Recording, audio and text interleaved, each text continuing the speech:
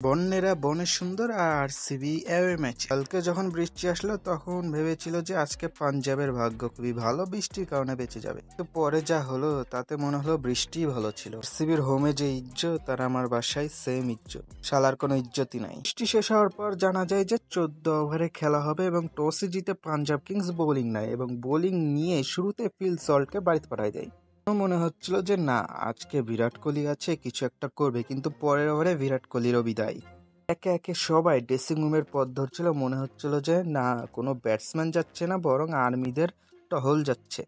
একে সব বিদায় নিতে নিতে 42-এ 7টা পড়ে গেছিল। তখনই মনে হলো আজকে আর 49 আর রাস্তা থাকবে না।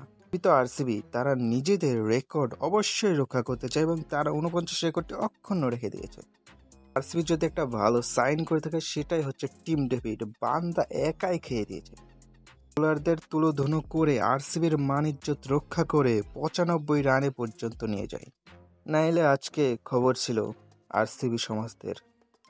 টিম ডেভিড একাই করেছে 50 রান 26 বল থেকে এবং বাকি আরসিবির ব্যাটাররা 58 বল থেকে করেছে মাত্র 45 রান।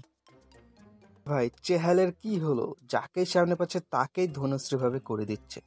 96 টার্গেটে ব্যাটিংয়ে আসে পাঞ্জাব কিংস এবং তারা যেভাবে শুরু করেছিল সেভাবে তারা ফিনিশ করতে পারেনি। ভুবনেশ্বরকে 4-6 মারার পর যেভাবে আউট হয়ে গেল তাতে মনে হলো যে চেসটা একটু কঠিন হবে, কিন্তু না, পাঞ্জাবের যে ব্যাটিং লাইন আপ আছে সেটার কাছে 96 রান কিছু না।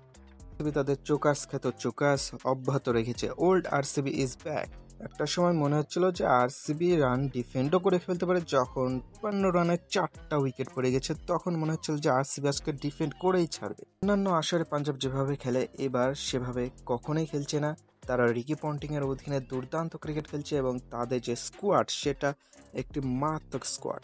আরসিবি ফ্যানদের জন্য সমবেদনা, তারা আরও একটি কষ্টায়িত রাত পার করলো। তাদের পরবর্তী ম্যাচের জন্য শুভকামনা রইল।